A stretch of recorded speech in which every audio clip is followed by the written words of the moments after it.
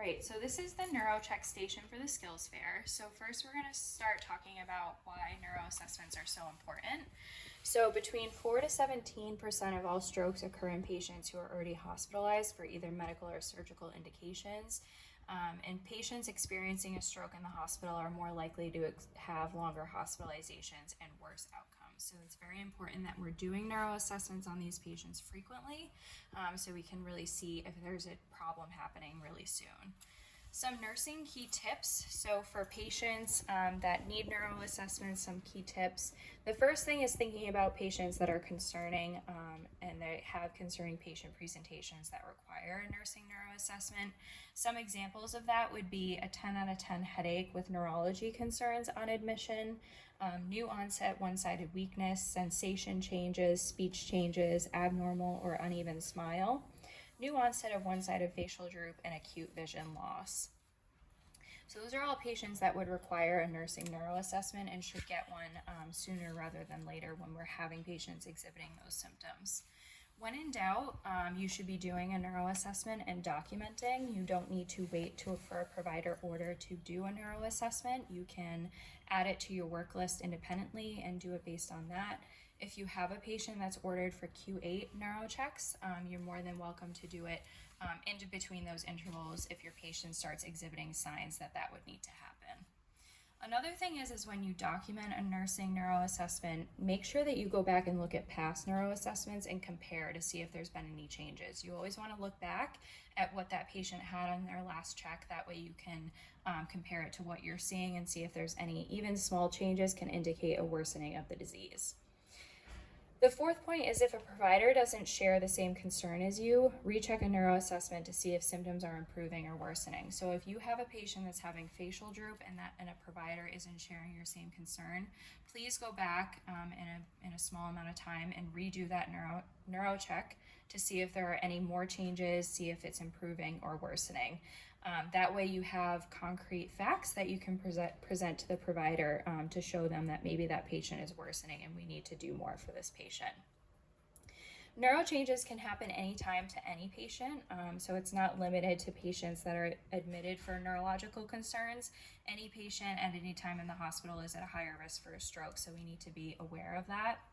And lastly, you can use the words concern, uncomfortable, or safety issue, which comes out to CUS when speaking with providers, to relay your concerns. So you can say, I am concerned for my patient, I am uncomfortable with this situation, or this is a safety issue because I believe my patient is having a stroke and we need to be doing more for this patient. So using those keywords can really relay your concern and just help kind of show the provider how concerned you are about your patient.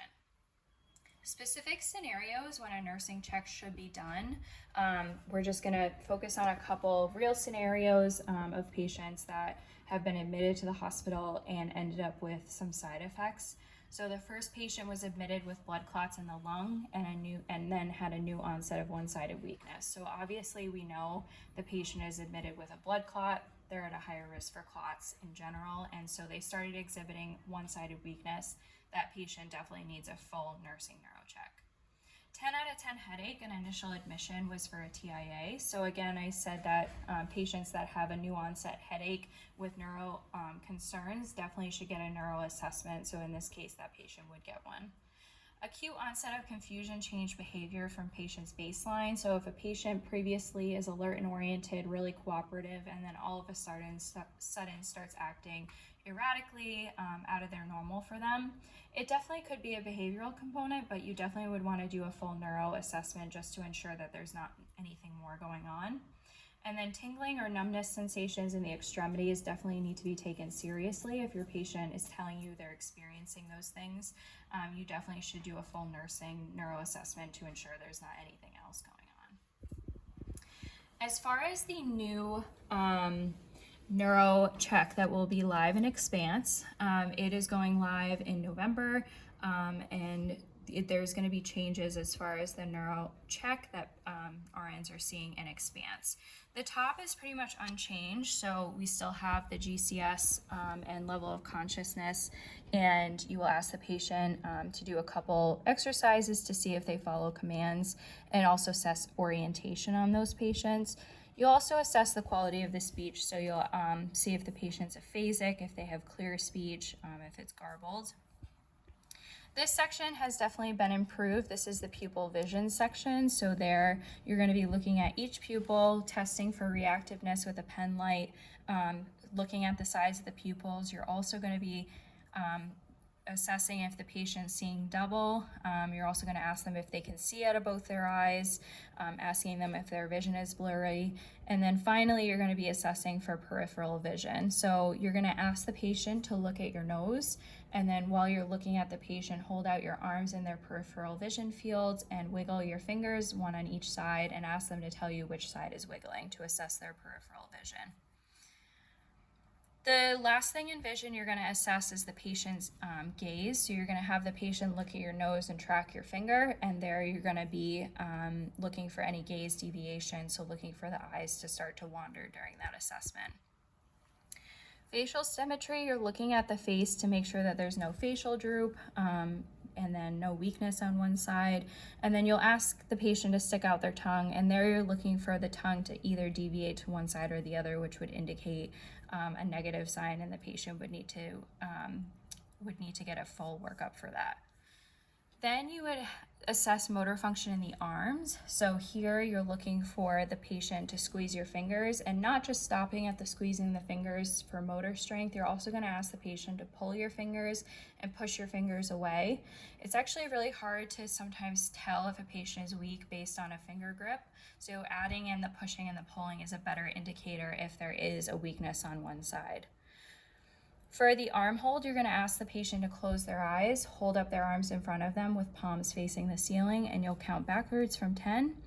That way you can see if their one arm starts drifting down, which would be an indicator of weakness on one side.